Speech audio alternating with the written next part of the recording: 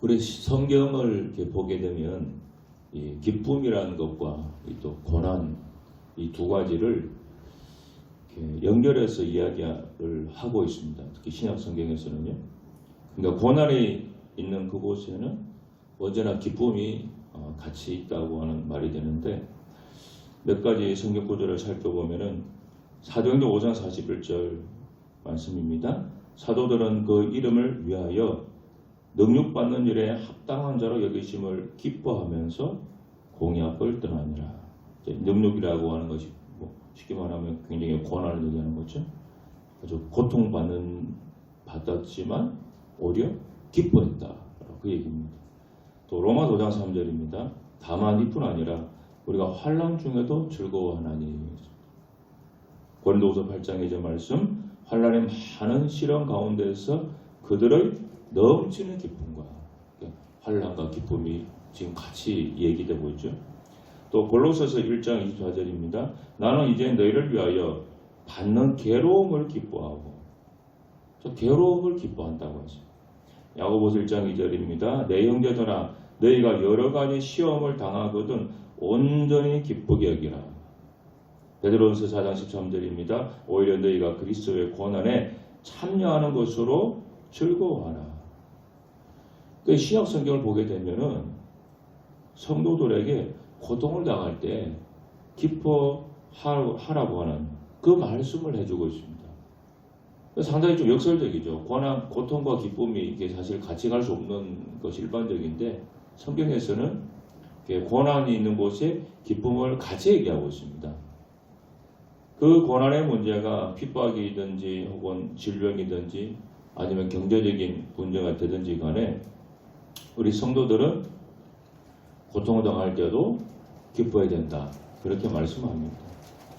고린도후서 8장 1절 2절 말씀을 보게 되면은 그 마게도냐 교인들에 대한 내용이 나옵니다. 고린도후서 8장인데 그 성경 구절을 보시면은 마게도냐 교인들이 큰 환난의 시련을 겪으면서도 기쁨이 넘쳤다. 그렇게 기록되어 있습니다. 그러니까 그들의 삶에 굉장한 큰 위협과 위험이 있었지만은 오히려 그 마게도냐 교인들은 기뻐했다고 합니다. 그런데 그 기쁨이 보통 기쁨이 아니라 넘치는 기쁨이다. 그래. 성경에 나와. 넘치는 기쁨. 그래서 이들이 정말 넘치는 기쁨이 있었다고 하는 것을 실제로 보여주는 증거가 뭐였느냐? 풍성한 연보를 넘치도록 했다. 그렇게 고린도후서 8장에 나와요. 이 연보라고 하는 것은 자기 재물을 내어 다른 사람을 도와주는 것을 뜻하는 말입니다. 이게 오늘날 쉽게 따지면 구제연금 같은 겁니다. 그러니까 넘치는 기쁨이 아니라 만약에 그들이 원망이 있고 불평이 있었으면은 이렇게 넘치는 연보를 헌금을 못합니다. 마음에서 허락이 안 되죠. 그러나 마게도냐 교인들은 고통 중에 있으면서도 넘치게 기뻐하는 삶을 살았습니다. 하나님께서 그들의 삶에서 가난을 없애주질 않았습니다. 돈도 없었습니다. 이들이 고통 중에 넘치는 기쁨의 생활을 해도 여전히 가난했습니다. 그러나 그런 현실이 그 교인들에게서 기쁨을 뺏어가지는 못했습니다. 마게도냐 교인들은 가난하고 여러 가지 환난을 당하는 가운데에서도 그들은 생활 속에서 기뻐했고 또 교회에서도 기뻐했습니다. 이것이 바로 우리가 따르고 배워야 할 점입니다. 마게도냐 교인들의 이 기쁨의 원천이 무엇일까요? 어디서 이렇게 기뻐할 수 있었을까요? 여러분, 우리 성도의 기쁨은 그가 처한 환경 때문에 생기지 않습니다. 자기 속에 가진 내 속에 있는 그 보배 때문에 기쁨이 생기는 겁니다. 성도는 이 세상에서 가난하다고 슬퍼하지 않고 또 부자라고 그것 때문에 기뻐하지 않습니다. 오직 내 안에 계신 예수 그리스도, 바로 보배이신 예수 그리스도 때문에 기뻐하는 거예요.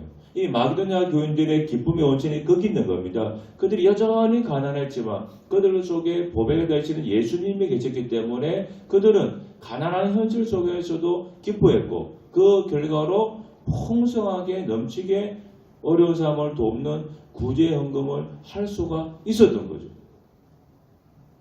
교회는 교인들이 예수님을 잘 믿도록 하는 것이 목표입니다. 어떤 면에서. 그럼 예수님을 잘 믿는 교인, 어떤 교인일까요? 고통 중에 있든지 혹은 즐거움 중에 있든지 어떤 상황에 처해 있든지 그리스도 안에 있는 진정한 기쁨을 발견하여 항상 기뻐하는 성도, 범사에 감사하는 성도가 정말 예수님을 잘 믿는 성도입니다. 이를 위해 우리는 하나님께서 고난을 허락하시는 이유를 좀 더 알 필요가 있습니다. 하나님은 우리가 더 거룩해지고 믿음이 자라도록 하기 위해서 고난을 허락하세요. 히브리서 12장 10절 말씀을 세번역 성경으로 보면 이렇게 나옵니다. 육신의 아버지는 잠시 동안 자기들의 생각대로 우리를 징계하였지만 하나님께서는 우리를 자기의 거룩하심에 참여하게 하시려고 우리에게 유익이 되도록 징계하십니다. 그러니까 하나님께서는 그분의 어떤 거룩하심을 담게 하려고, 즉 우리가 거룩해지도록 하기 위해서 고난을 허락한다. 지금 그렇게 말씀하고 있습니다. 성경에서. 우리가 겪는 그 일이 우리를 거룩하게 하는 것이고 우리의 믿음을 더 자라게 하는 일이라고 한다면 하나님은 그것을 허락한다는 거죠. 일시적으로. 고린도후서 1장 8절 9절 말씀 보면은 이렇게 나옵니다. 형제들아, 우리가 아시아에서 당한 환난을 너희가 모르기를 원하지 아니하노니 힘의 격도로 심한 고난을 당하여 살 소망까지 끊어지고 우리는 우리 자신이 사형선고를 받은 줄 알았으니 그랬습니다. 그러니까 바울이 힘의 격도로 심한 고난을 당했습니다. 그래서 얼마나 힘들었으면은 사형선고를 받은 것 같았다 그랬어요. 그만큼 큰 어떤 고난을 겪었습니다. 자, 그러면은 바울에게 이 고난을 허락하신 분이 누굴까요? 누가 이 고난을 허락했을까요? 바울의 대적자가 허락했습니까? 아니면 사탄이 이 고난받게 했을까요? 아니면 하나님이 이 고난을 허락하셨을까요? 9절 뒷부분에 보면 그 이어서 이렇게 나옵니다. 성경에. 이는 우리로 자기를 의지하지 말고 오직 죽은 자를 다시 살리시는 하나님만 의지하게 하심이라. 그렇게 나와요.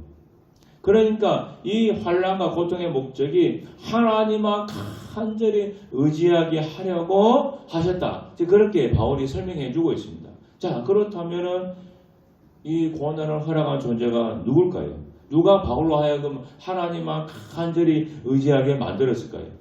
여러분, 사탄이 하나님을 의지하게 만들까요? 아니죠. 사탄은, 이 마귀는 우리 믿음을 파괴하는 존재입니다. 하나님으로부터 멀어지게 만드는 존재입니다. 그리고 우리의 대적자도 마찬가지겠죠. 그러면 답은 나오죠. 누가 하나님만 간절히 의지하게 만들겠습니까? 하나님이시죠. 하나님이 바울이 당한 이 힘든 고난의 원인자가 되는 셈이죠. 오늘 우리 가운데도 힘에 겨운 고통을 당하는 성도들이 분명히 꽤 있습니다. 그런데 그 원인자는 누구냐? 이 모든 상황을 허락하시고 주관하시는 하나님이라는 거죠. 하나님이 그걸 허락하셨다는 거죠. 그 고통을 허락하신 목적이 뭐냐? 하나님만 간절히 의지하게 하시려고 때로는 일시적으로 그 고난을 허락한다는 겁니다. 하나님만 간절히 의지하게 되면서 그 결과가 어떻게 됩니까? 우리가 이전보다 더 거룩해지고 또 우리 믿음이 더 깊어지고 자란다고 하는 것이죠. 사망의 음침한 골짜기를 통과한 사람만이 이렇게 됩니다. 내가 더 거룩해지고 내 믿음이 깊어지게 되었다고 고백하는 사람들 중에 내가 하는 일이 술술술 잘 풀렸을 때 내가 거룩해지고 내 믿음이 자랐습니다. 그렇게 말하는 사람은 단 한 명도 없습니다, 여러분. 절대 그렇게 될 수가 없어요. 그러므로 오늘도 내 삶의 상황이 전혀 내가 원하는 방향으로 되지 않고 정반대로 가는 경우가 있죠. 그때 답답하고 하나님이 원망스럽기도 하겠지만은 하나님이 고통을 허락하신 목적을 잘 이해하고 시험에 드는 일이 없어야 한다는 것입니다. 이렇게 하나님은 이 목적을 위해서 고난을 허락하실 경우가 들어 있습니다. 두 번째는 내가 당하는 이 고통이 다른 사람을 담대하도록 만들어줍니다. 그래서 하나님이 나를 그렇게 쓰시는 경우가 있습니다. 내가 고통당하는 것을 목격하는 사람들이 그 이상하게도 담대해지는 경우가 있습니다. 파급 효과가 있습니다. 다른 사람도 기꺼이 그 고난 당하는 대열에 동참하게 된다고 하는 사실이에요. 오늘 우리 읽은 이 빌립보 1장 14절 말씀이 그렇습니다. 형제 중 다수가 나의 매임으로 말미암아 주 안에서 신뢰함으로 겁없이 하나님 말씀을 더욱 담대히 전하게 되었다 했습니다. 로마 감옥에 갇혀있는 바울 대신에 담대히 나가서 하나님 말씀 전하는 사람들이 많아졌다는 거예요. 바울이 복음 전하다 감옥 갇힌 걸 보고 무서워서 아이고 난 복음 전하면 안 되겠다고 하는 사람도 있었겠죠. 그러나 그에 반해서 또 담대함이 생겨서 오히려 복음을 전하는 사람이 있더라는 거죠. 바울이 고난당하는 중에 인내하고 승리하는 그 모습이 다른 사람들에게 거울이 된 것입니다. 누군가 주님과 복음을 위해 고난당하는 사람이 생기면은 그것을 보고 겁을 먹는 사람도 생기겠지만은 담대해지는 사람도 생깁니다. 목회를 하면은 환자들을 많이 만나게 됩니다. 암에 걸려서 죽음을 이제 맞이하는 성도들도 만납니다. 일평생 하나님 잘 믿었는데 암에 걸려서 죽게 되었을 때 자칫하면은 하나님 오망수를 싣고 시험 들 수 있습니다. 병문안 갔을 때 오히려 곧 죽게 되는 것을 잘 받아들이는 그런 모습을 본 적도 있습니다. 병문안을 마치고 제가 이제 마지막 기도를 해드리겠습니다 라고 하면은 침대 위에서 무릎을 꿇고 기도를 받는 그 집사님 제가 기억하고 있습니다. 제가 처음 교회 부목사 갔을 때 제가 맡은 교구의 그 집사님인데 제가 처음 맡았기 때문에 누군지 모르니까 그 이전에 이제 그 구역을 맡았던 목사님께 물어보니까 그분이 참 믿음이 좋으신 분이라는 얘기를 들었습니다. 그래서 가서 보니까 그분이 암으로 이제 말기로 이제 죽음을 앞둔 집사님이었습니다. 그래서 제가 예배를 같이 드리고 이제 마지막 기도하는데 몸이 힘들 텐데 그 침대 위에서 무릎을 꿇는 걸 제가 지금도 기억하고 있습니다. 자, 이렇게 예수님 잘 믿다가 암에 걸려서 곧 죽게 되는데 그렇게 무릎을 꿇고 기도받는 그 집사님 보면서 제 마음에 어떤 생각이 드느냐. 나도 나중에 혹시라도 암에 걸리면 자, 이분처럼 이 믿음을 가져야 되겠구나. 내가 이분처럼 이렇게 죽어야 되겠구나. 그런 마음을 갖게 해준다는 거죠. 데이비드 브레이너드라고 하는 유명한 선교사가 있습니다. 이번에 쓴 일기도 책으로 나와 있는데 이번에 그 쓴 일기가 선교사들에게 큰 힘과 연결을 주었습니다. 그 일기 내용이 어떤 것이 있느냐 하면은 대부분이 그가 말을 타고 다니면서 미국 인디언들에게 전도한 내용입니다. 그 전도한 일기 내용 중에는 뭐 아주 그가 크게 승리했다는 그런 기록은 많지 않습니다. 대부분이 그가 선교하다가 병들었다, 내가 고생했다, 내가 죽을 뻔했다, 뭐 그런 기록뿐입니다. 그런데 비슷한 환경에서 비슷한 고난을 당하는 선교사들에게는요, 이런 이분의 그 진솔한 고백이 오히려 더 큰 힘과 용기와 격려를 준다는 거예요. 일종의 동병상련입니다. 저 역시도 그렇죠. 제가 어떤 목사님들한테서 위로와 격려와 담대함을 얻겠습니까? 목회를 잘해서 교회가 크게 성장한 목사이겠습니까? 이들을 통해서는 제가 내가 목회를 어떻게 하면 되겠다. 그런 방법은 배울 수 있을지 모르지만은 오히려 그분들한테는 위로와 격려받기 쉽지 않습니다. 오히려 매일매일 목회를 하지만은 교회에 큰 변화가 없고 적은 교인들과 함께 교회 공동체를 이루어가는 하루하루 힘겹게 살아가는 그 목사님들에게서 제가 위로와 격려를 더 받습니다. 아무리 열심히 해도 교회가 성장하지 않고 힘든 목회 환경에서도 꿋꿋하게 낙심하지 않고 인내하면서 끝까지 견디는 그 모습 보면서 그래 나도 견뎌야지, 나도 인내해야지, 그 위로를 제가 받는 거예요. 바로 사도 바울이 그 복음을 전하는 감옥에 갇혔을 때 고생을 하는 그 모습이 오히려 교인들한테는 담대함을 주는 거예요. 그 인내하며 고난을 승리하는 그 모습이 교인들에게 힘이 되는 거예요. 1956년 미국 사회를 발칵 뒤집어 놓은 사건이 있었습니다.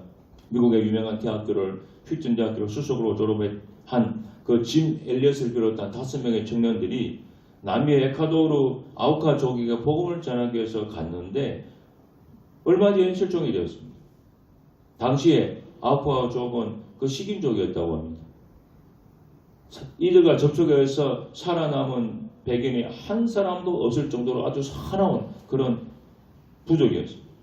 가족들은 이들이 무사 귀환을 위해서 눈물로 기도했고 이 청년 선교사들이 실종이 미국 전역으로 퍼졌습니다. 대대적인 수색 작업이 펼쳐졌습니다. 그 결과는 참 담담했습니다. 그 엘리엇과 친구 4명은 모두 아우카족의 창에 질려서 다 살해당했습니다. 그러니까 미국 전역에서 아주 들끓었다고. 한 언론에서는 이게 무슨 낭비인가 하는 제목으로 대서특필했습니다. 아주 전도 유망한 청년들이 너무나 허망한 죽음을 당했기 때문에 그렇습니다. 뭐 복음을 좀 몇 년간 전하다가 죽었으면은 좀 일을 하다가 죽었으니까 덜 아쉬움이 덜했겠지만 전도로 가자마자 해변에서 바로 창에 맞아 죽었습니다. 그러나 이런 사람들만 있었던 것이 아닙니다. 그들의 아내들은 남편의 선교 사역을 이어서 계속했습니다. 그 아내들이 남편들이 뒤를 따라서 아우카족에게 들어가기로 결정을 한 겁니다. 아내들이 뒤어 들어가 선교했습니다. 그래서 5명의 선교사 중에 한 명이었던 그 아내 중에 한 명이 바바라 유데리안이라고 하는 분인데 이분의 일이 정언이 이렇게 있습니다. 들어보십시오. 그날 밤 선교를 책임자는 누가 죽어서 강가에 버려져 있다는 소식을 우리 가족들에게 전해 주었습니다. 그 중에 한 명은 티셔츠와 블루진을 입고 있다고 했습니다. 저는 알았습니다. 그날 블루진을 입고 나간 사람은 남편 한 사람뿐이었습니다. 그런데 이 사건이 발생하기 이틀 전에 하나님은 이런 말씀을 제게 주셨습니다. 시편 48편 14절 말씀. 이 하나님은 영원히 우리 하나님이시니 그가 우리를 죽을 때까지 인도하시리로다. 제가 남편의 죽음 소식을 확인하였을 때 내 마음은 오히려 찬송이 가득 찼습니다. 말씀대로 하나님이 죽을 때까지 인도해 주셨음에 대한 믿음이 생겼기 때문이었습니다.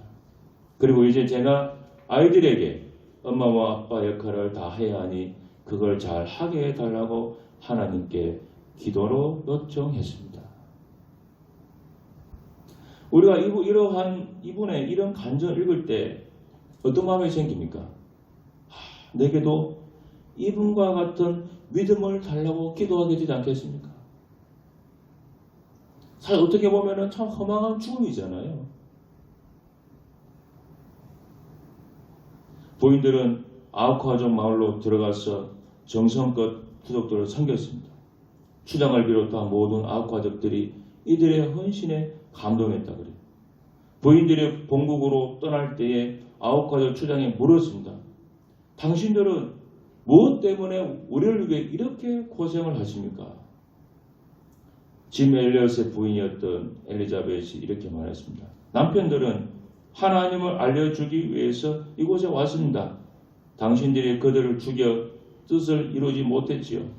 우리는 남편들이 그렇게도 당신들에게 해주고 싶었던 말을 들려주기에 왔습니다. 그 말이 무엇이냐고요?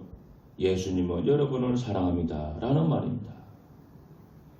짐 엘리엇 등을 창으로 찔렀던 5명의 아우카 사람들은 모두 예수님을 영접했고 그 가운데 4명은 목사가 되고 1명은 전도자가 돼서 아우카족 전체가 나중에 다 복음을 받아들였다고 합니다.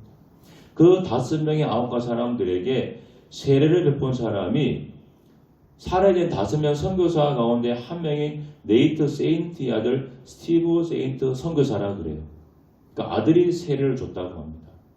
이 이야기가 스티브 세인트가 쓴 창끝이라고 하는 책을 통해서 다 알려지고 나중에 영어로 만들어져서 우리나라에도 상영이 되었습니다. 자, 여러분 보십시오. 물론 고난이 없으면 편하고 좋죠. 이 세상에 고난, 고통 좋아하는 사람 누가 있겠습니까? 그런데 이 세상 사는 동안에 우리가 결국 우리 목적지는 어디입니까? 우리의 목적지는 천국이잖아요. 이 세상은 잠깐 지나가는 어떤 간이역과 같은 그런 것입니다. 우리의 최종 목적지, 우리가 앞으로 영원히 살 곳은 천국인데 그 천국 가기 전까지 이 땅에 사는 동안 수많은 고난이 있습니다. 근데 하나님이 왜 허락하시느냐?